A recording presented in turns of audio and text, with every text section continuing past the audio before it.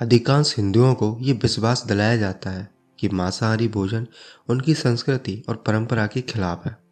उन्हें बताया जाता है कि हिंदू धर्म भोजन के लिए जानवरों की हत्या के खिलाफ है। हालांकि उनके पवित्र शास्त्रों का सावधानीपूर्वक अध्ययन पूरी तरह से अलग ही तस्वीर पेश करता है।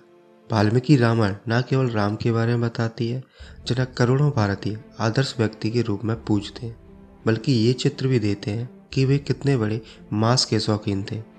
राम जानवरों को मारते थे, खाने के लिए मांस मिलता था और वे अपने भाई लक्ष्मण को भी ऐसा करने का आदेश देते हैं। दुर्भाग्य से कुछ रामायण प्रकाशन वाल्मीकि रामायण के ऐसे श्लोकों का गलत अनुवाद करते हैं जो मांस खाने और पशु हत्या के बारे में बताते हैं। वे आम जनता को गुमराह भी करते हैं।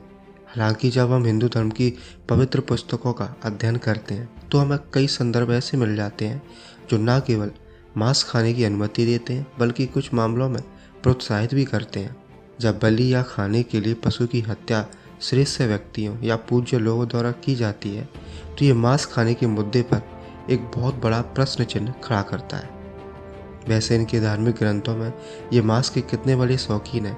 जहाँ गाय का मांस तक खाया जाता था, जिसे ये अपनी मम्मी भी कहते हैं। वीडियो मैंने बनाई हुए हैं, जिसने भी नहीं देखे वो उस वीडियो को देखने के बाद उन वीडियो को जरूर देगा।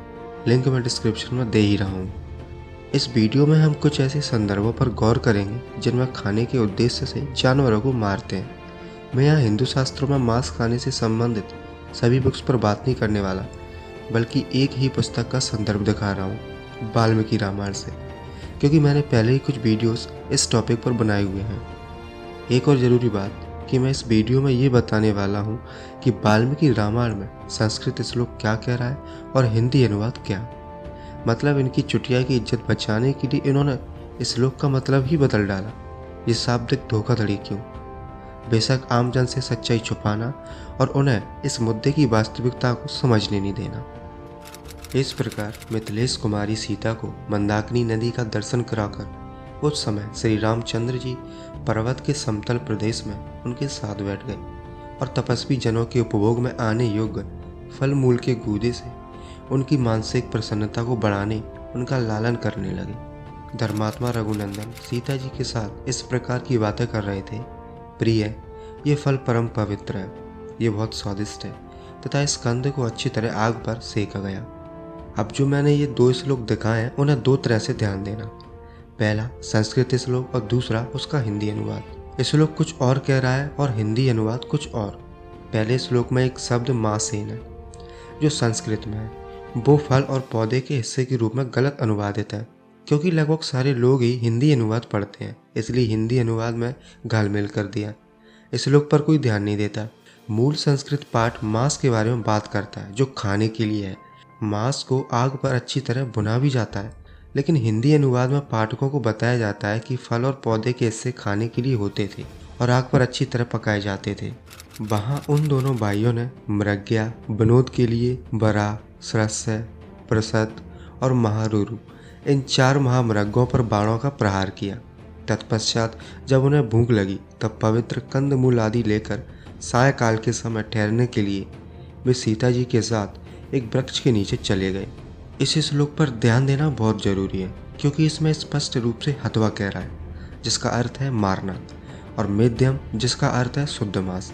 लेकिन गीता प्रेस कैसे गलत अनुवाद करके पाठकों को धोखा दे रहा है। इसका अनुवाद कंदमूल फल आदि के रूप में किया गया है, पर यहाँ पर एक लोचा है।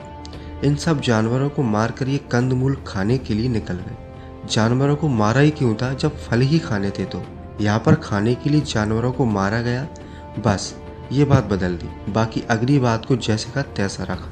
इस तरह एक कोस की यात्रा करके दोनों भाई श्री राम और लक्ष्मण प्राणियों के हित के लिए मार्ग में मिले हिंसक पशुओं का वध करते हुए यमुना तटवर्ती वन में विचरने लगे। यहाँ पर भी जानवरों की हत्या कर रहे हैं। सुमित्रा कुमार हम गजकंद का गूदा लेकर उसी से पर्णशाला के अधिष्ठाता देवताओं का पूजन करेंगे, क्योंकि दीर्घ जीवन की इच्छा करने वाले पुरुषों को वास्तु शांति अवश्य करनी चाहिए। इस श्लोक में एण्यम शब्द का उल्लेख है जिसका अर्थ है मृग, जो विशेष रूप से थोड़ा थोड़ा काला होता है, और मासम का अर्थ है मांस। लेकिन गीता प्रेस मांस खाने की सच्चाई पर पर्दा डालने के लिए इसका गलत अनुवाद गजकंद का गूदा कर रहा है। गलत अनुवाद स्पष्ट है, मांस को फिर से पौधे के कुछ भाग से बदल दिया गया है। कल्याणदर्शी लक्ष्मण, तुम गजकंद नामक कंद को उखाड़कर या खोदकर शीघ्र यहाँ ले आओ, क्योंकि शास्त्रोक्त विधि का अनुष्ठान हमारे लिए आवश्यक कर्तव्य है। तुम धर्म का ही सदा चिंतन किया करो। इस श्लोक में मृगम का अर्थ है मृग यानी हिरण और हतवा का अर्थ है मारना, लेकिन गीता प्रेस ने इसे गजकंद नामक कंद को कहकर विकृत कर दिया। यहाँ भी यही चलन देखा जा सकता है। शब्द मांस को फिर से पौधे के भाग के रूप में प्रतिस्थापित किया जा रहा है। लक्ष्मण, इस गजकंद को पकाओ, हम पर्णशाला के अधिष्ठाता देवताओं का पूजन करेंगे। जल्दी करो, ये सौम्य मुहूर्त है और ये दिन भी ध्रुव संज्ञक है। इसी में ये शुभ कार्य होना चाहिए।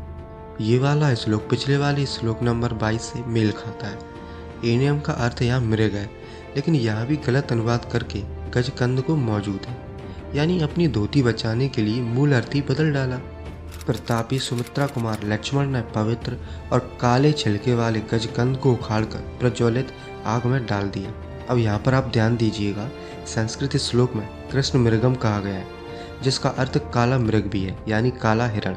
लेकिन गीता प्रेस हमेशा की तरह काले खोल वाले गजकंद को गढ़ रहा है। यहाँ पर दो शब्दों का भी उल्लेख है।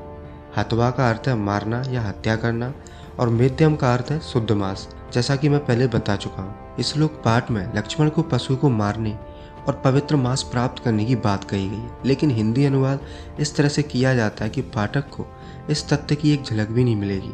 रक्त विकास का नाश करने वाले उस गजकंद को भली भांति पका हुआ जानकर लक्ष्मण ने पुरुष सिंह श्री रघुनाथ जी से कहा। अब यहाँ भी देखिए, घालमेल कर दिया।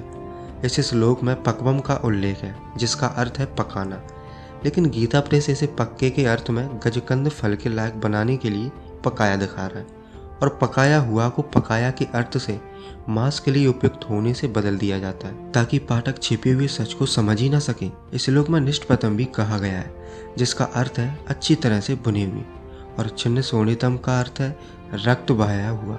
अब समझने वाली बात है कि ये दोनों भाई कौन से गजकंद से खून निकाल रहे थे, लेकिन गीता प्रेस इसे रक्त विकास का नाश करने वाले का अनुवाद करके रक्त विकार की दवा बना रहा है।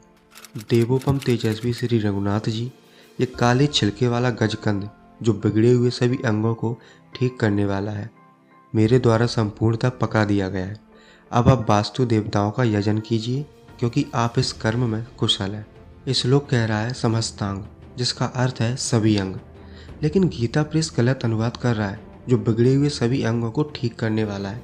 गीता प्रेस के अनुसार ऐसा लगता है कि राम, सीता और लक्ष्मण रक्त विकार से पीड़ित थे, इसलिए उन्होंने इस दवा की खोज की और इसे इस विकार से ठीक किया। लेकिन यहाँ कृष्ण मृगो शब्द का फिर से उल्लेख किया गया, जिसका अर्थ है काला मृग। इसे भी मैं पीछे बता चुका, लेकिन गीता प्रेस द्वारा गलत अनुवाद किया गया है, और यजस्व शब्द का अर्थ है बलिदान के लिए अर्पण, लेकिन गीता प्रेस इस बलिदान को वास्तु देवताओं का यजन द्वारा छुपा रहा है। शाब्दिक धोखाधड़ी की वही कहानी यहाँ दोहराई गई है। संस्कृत पाठ का खुलेआम दुरुपयोग किया जा रहा है और गलत अनुवाद को मासूम जनमानस के सामने पेश किया जा रहा है। लोगों को ये विश्वास दिलाया जाता है कि मांसाहार उनकी संस्कृति के खिलाफ है, जबकि इनकी पवित्र पुस्तकें जानवरों को मारने के बाद खाने के बारे में बात करती हैं। रूरू, गो और जंगली सुअर आदि हिंसक पशुओं का वध करके तपस्वी जनों के उपभोग में आने योग्य बहुत सा फल मूल लेकर वे अभी आएंगे। फिर से आम जनता को गुमराह कर दिया। संस्कृत पाठ राम के बारे में बात कर रहा है कि खाने के उद्देश्य से हिरण, घड़ियाल, सुअर को मारकर जानवरों का मांस लाया जाता है, लेकिन हिंदी अनुवाद खाने के लिए फल के बारे में बोल रहा है। मतलब जानवरों को तपस्वी के लिए मारा जाता है और खिला दिए जाते हैं फल। जानवरों को मारा ही क्यों जा रहा है फिर? आम जनता को मूर्ख बना रहे हो इस श्लोक का हिंदी अनुवाद बदलकर। देवी पुनः अयोध्यापुरी में लौटने पर मैं सहस्त्रों देव दुर्लभ पदार्थों से तथा राजकीय भाग से रहित पृथ्वी, वस्त्र और अन्न के द्वारा भी आपकी पूजा करूंगी। आप मुझ पर प्रसन्न हो। इस श्लोक में स्पष्ट रूप से सुराघट सहस्त्र लिखा है, जिसका अर्थ है 1000 बर्तन शराब, और मांस भूतो ददेन, जिसका अर्थ है मांस के रूप में भोजन। लेकिन सच्चाई छुपाने की कोशिश गीता प्रेस द्वारा की जाती है। तभी मैंने पहले ही बता के रखा है कि संस्कृत और हिंदी अनुवाद में काफ़ी बदलाव किया गया है, इसलिए हिंदी अनुवाद के साथ साथ संस्कृत श्लोक का, उनके शब्दों का सही अध्ययन करें। यूं कहकर निषादराज गुह मत्स्य अंडी मिश्री, फल के गूदे और मधु आदि भेंट की सामग्री लेकर भरत के पास गया। इस श्लोक में स्पष्ट रूप से 3 शब्दों का उल्लेख है, मत्स्य, मांस और मधु। मत्स्य का अर्थ है मछली, मांस का अर्थ है मांस और मधु का अर्थ है शराब। लेकिन गीता प्रेस ने यहाँ भी चालाकी कर दी, हमेशा की तरह मांस का गूदा बनाया और मत्स्य को मिश्री में बदल दिया। तो ये रहे वाल्मीकि रामायण से ऐसे वाक्य जहाँ मांस के लिए जानवरों को मारा जाता है और मांस खाने को जायज भी बताया जाता है। लेकिन इन ब्राह्मणवादी चिलगोजों ने श्लोकों का अर्थ ही बदल डाला।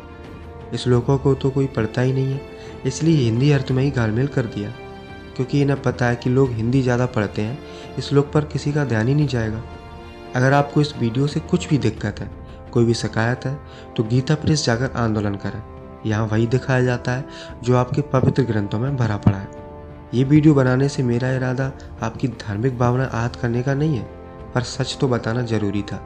हालांकि ये सब कहानियाँ हैं, लेकिन इसके बावजूद ये आदर्श बनी हुई लोगों के दिलो दिमाग में बसी हुई हैं। पर अफसोस ये उन्हें पढ़ते भी नहीं है और फिर इसे समझने का तो सवाल ही नहीं उठता। आपका क्या कहना है इस वीडियो पर कमेंट में ज़रूर बताएं।